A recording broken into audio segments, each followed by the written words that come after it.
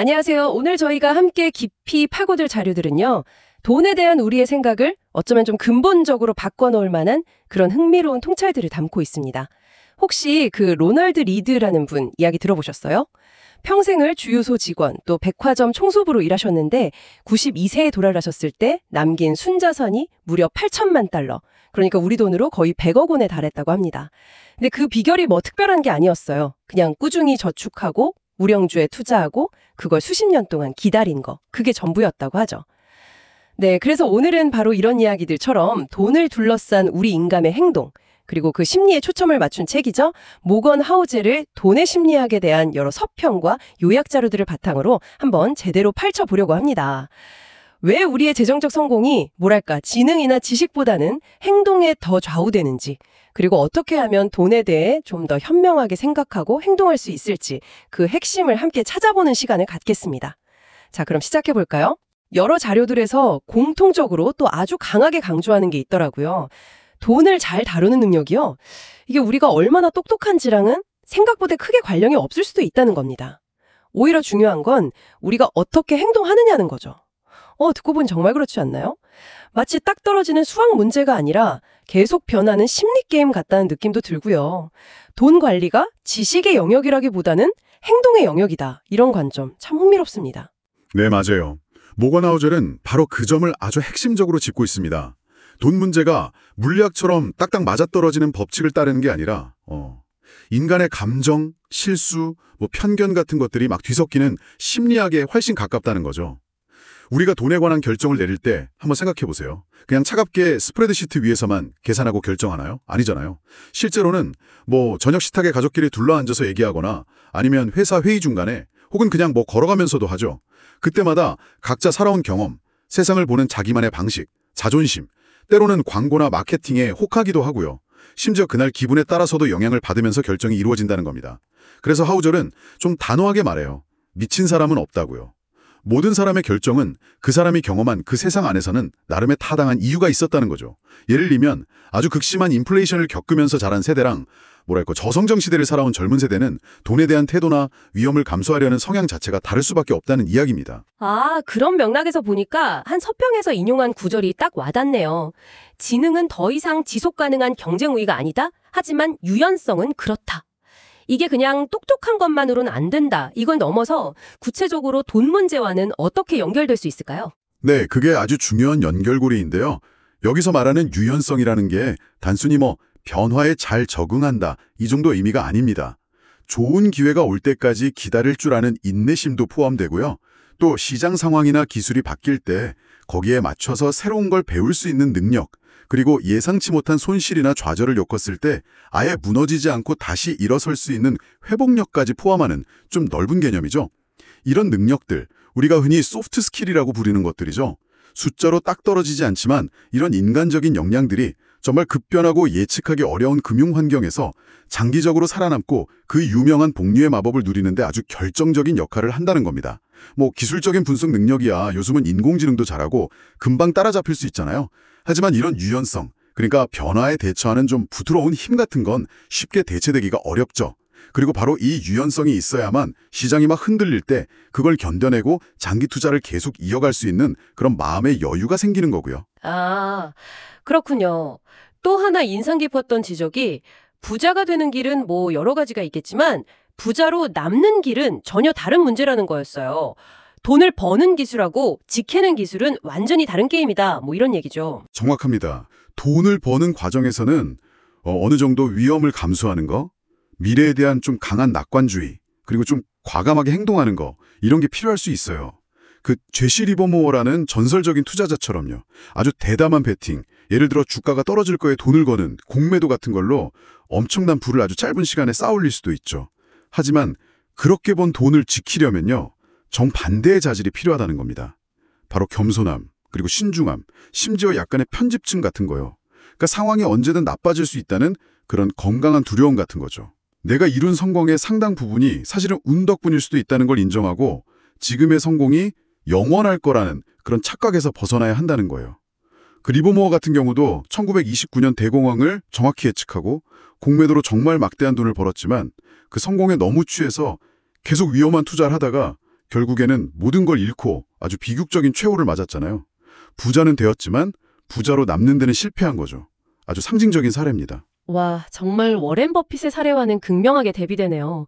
버핏은 90년 넘는 투자 인생 동안 수많은 경제 위기, 시장 붕괴 다 겪었지만 가장 중요하게 생각한 게 살아남는 것이었다고 하잖아요. 그거 뭔가 특별한 거라서 부자가 된 것도 있겠지만 그보다는 위기가 왔을 때 공황 상태에 빠져서 자산을 막 헐값에 팔아치우는 거 있잖아요. 패닉셀링? 그걸 하지 않고 버텨낸 것 자체가 성공의 핵심 비결이었다. 이런 분석이 참 와닿더라고요. 결국 생존이 최고의 전략이다. 이런 의미로 해석해도 될까요? 네, 맞습니다. 바로 그 생존이라는 단어가 하우절이 금전적 성공의 핵심으로 꼽는 겁니다. 살아남아야만 복리가 그 마법을 부릴 시간을 확보할 수 있으니까요. 아무리 높은 수익률을 약속하는 투자라도 모든 걸 한순간에 잃을 위험이 있다면 그건 아무 의미가 없다는 거죠. 그러니까 생존하는 것 자체가 시간이 지나면서 부를 쌓아가는 가장 강력한 동력이 된다는 셈입니다. 그래서 하우절은 이런 말도 해요. 어떤 계획이든 가장 중요한 부분은 그 계획이 계획대로 되지 않을 때를 대비하는 계획이다. 단기적으로 엄청난 수익을 쫓기보다는 재정적으로 깨지지 않는 상태, 그러니까 어떤 위기가 와도 파산하지 않고 버틸 수 있는 능력을 유지하는 것이 장기적으로는 훨씬 더 큰 부를 가져다 줄 수 있다. 어찌 보면 좀 역설적인 진실이죠. 큰 수익보다는 재정적으로 깨지지 않는 것을 더 원한다는 마음가짐. 이게 바로 복리가 그 놀라운 힘을 발휘할 때까지 게임에 계속 참여할 수 있게 해주는 열쇠라는 겁니다. 많은 분들이 멋진 차, 아니면 큰 집, 명품 같은 걸 떠올리실 것 같아요. 그런데 한 서평에서 소개된 저자의 경험담이 되게 흥미로웠어요. 젊었을 때 호텔 주차 대행 아르바이트를 했다는데요. 매일같이 들어오는 페라리 같은 고급 스포츠카를 보면서 처음에는 그냥 와 하고 감탄했대요. 근데 어느 순간 딱 깨달은 거죠. 자기의 그 감탄이 차를 몰고 온 운전자를 향한 게 아니라 그냥 오직 그 차 자체를 향한 거였다는 사실을요. 그리고 그 차를 보는 다른 사람들도 대부분은 운전자를 존경한다기보다는 와, 내가 저 차 타면 얼마나 멋있을까 이런 상상을 할 뿐이었다는 거죠. 네, 그 일화가 부유함과 진짜 자산가 사이에 아주 중요한 차이를 잘 보여주는 것 같아요. 부유함이라는 건 당장 소득이 높아서 비싼 물건을 척척 살 수 있는 능력, 그러니까 눈에 보이는 소비로 드러나는 경우가 많죠. 하지만 진짜 자산은 그렇게 소비되지 않고 남아있는 것들, 그러니까 은행계좌 잔고라든지 투자 포트폴리오처럼 당장은 눈에 잘 보이지 않는 형태로 존재하는 경우가 많다는 겁니다. 그래서 하우절은 좀 뼈아프게 지적해요. 사람들에게 당신이 돈 많다는 걸 보여주려고 돈을 쓰는 건 돈을 가장 빨리 잃는 방법이다 라고요. 많은 사람들이 부를 과시해서 다른 사람들의 존경이나 칭찬을 얻으려고 하지만 사실 생각해보면 사람들의 존경은 그런 비싼 물건보다는 오히려 친절함, 겸손함, 공감 능력 같은 그런 내면의 자질에서 나올 때가 훨씬 많지 않나요? 그리고 하우절이 정말 강조하는 돈의 가장 큰 가치, 그러니까 돈이 우리에게 줄 수 있는 최고의 배당금은요, 사치품을 살 수 있는 능력이 아니라 바로 내 시간을 내 마음대로 사용할 수 있는 능력이라는 겁니다. 내가 원하는 것을 내가 원할 때, 내가 원하는 장소에서, 내가 원하는 사람과 함께 원하는 만큼 오랫동안 할 수 있는 자유와 통제력, 이야말로 돈이 제공할 수 있는 가장 궁극적인 형태의 행복이 아니겠냐는 거죠. 그 자유와 통제력이라는 가치, 그게 결국은 저축이라는 행위와 또 깊이 연결되는군요. 단순히 소득을 늘리는 걸 넘어서서 현재 버는 것보다 좀 낮은 수준으로 생활하면서 의식적으로 저축하는 태도가 중요하다는 점을 여러 자료에서 다 공통적으로 이야기하고 있더라고요. 네, 그렇습니다. 하우절에게 저축은 그냥 수입 빼기 지출의 결과물이 아니에요. 그보다는 겸손함과 자제력의 영역에 가깝다고 봅니다. 소득을 늘리는 것보다 어쩌면 겸손함을 키우는 게 저축률을 높이는 데 더 효과적일 수도 있다는 좀 재미있는 관점이죠. 즉, 남들이 나를 어떻게 보는지, 사회적인 압력, 이런 거에 휘둘리지 않고 내 욕망이나 생활 수준을 의식적으로 통제하는 능력에서 저축이 비롯된다는 거예요. 그리고 이렇게 모인 저축액, 특히 언제든 필요할 때 쓸 수 있는 은행의 현금, 여유자금이라고 하죠. 이게 단순히 돈 그 이상의 의미를 갖는다는 겁니다. 인생에서 예상치 못한 위기가 닥쳤을 때 버틸 수 있는 힘이 되어주고요. 또 갑자기 좋은 기회가 찾아왔을 때 그걸 잡을 수 있는 선택권을 우리 손에 쥐어주는 거죠. 예를 들어서 시장이 폭락했을 때 공포에 질려서 헐값에 주식을 팔아야 하는 그런 상황을 막아주기도 하고 오히려 좋은 자산을 싸게 살 수 있는 기회를 제공하기도 하고요. 하우절 본인도 자산의 꽤 많은 부분, 한 20% 정도라고 언급되기도 하는데 이걸 현금으로 보유하면서 밤에 마음 편히 자는 것을 아주 중요하게 생각한다고 하잖아요. 이 현금이야말로 예상치 못한 상황에 대처하고 또 장기적인 목표를 향해서 꾸준히 나아갈 수 있게 하는 일종의 독립성의 산소 같은 역할을 한다는 겁니다. 한편 미래는 본질적으로 불확실하고 과거의 역사가 미래를 예측하는 완벽한 가이드가 될 수는 없다. 이런 지적도 있었어요. 특히 금융시장에서는 과거 데이터에만 너무 의존하는 건 위험할 수 있다. 이런 경고였죠. 그렇다면 이렇게 불확실한 상황 속에서 우리는 어떻게 의사결정을 내려야 할까요? 역사가 분명히 귀중한 교훈을 추딩하죠. 특히 인간의 탐욕이나 공포 같은 감정이 시장에 어떻게 작용하는지, 또 스트레스 상황에서 사람들이 보통 어떻게 반응하는지 같은 좀 일반적인 패턴에 대해서는 배울 점이 많습니다.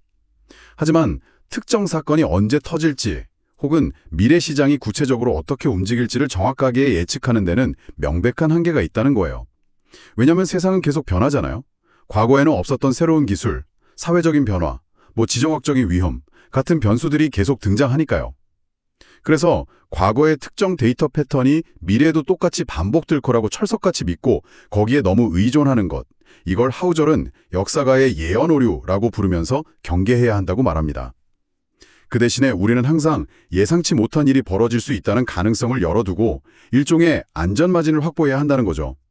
즉, 계획을 세울 때 항상 약간의 여유, 실수나 예상치 못한 실패의 비용을 감당할 수 있는 공간을 미리 마련해 두는 겁니다. 하우절은 이걸 미래에 대해 낙관적이면서 동시에 비관적이어야 한다는 말로 표현해요. 장기적으로는 세상에 발전하고 경제는 성장할 거라는 믿음을 가지되, 이게 낙관이죠. 단기적으로는 언제든 어려움이나 예상치 못한 차질이 생길 수 있음을 항상 대비하는, 이게 비관 혹은 약간의 판집증적 태도, 이런 균형 잡힌 시각이 필요하다는 의미입니다. 그리고 철저하게 이성적인 것보다는 꽤 적당히 합리적인 것을 추구하는 편이 낫다. 이 조언도 상당히 현실적으로 다가왔어요. 완벽하게 수학적으로 최적화된 결정을 내리려고 막 애쓰기보다는 내가 실제로 꾸준히 지킬 수 있는 좀 지속 가능한 결정을 내리는 게 더 중요하다. 이런 뜻으로 받아들여졌거든요. 네, 바로 그 지점입니다. 우리는 감정을 느끼고 실수도 하는 인간이지 입력된 대로만 딱딱 작동하는 냉정한 계산기가 아니잖아요. 따라서 아무리 이론적으로 완벽하고 수학적으로 최고의 수익률을 약속하는 투자 전략이라고 해도요. 그게 내 마음을 너무 불안하게 만들고 밤에 잠도 못 자게 한다면 결국 그 전략을 오랫동안 꾸준히 실천하기는 어려울 거라는 거죠. 중간에 포기하거나 아니면 잘못된 타이밍에 막 변경할 가능성이 높아지니까요.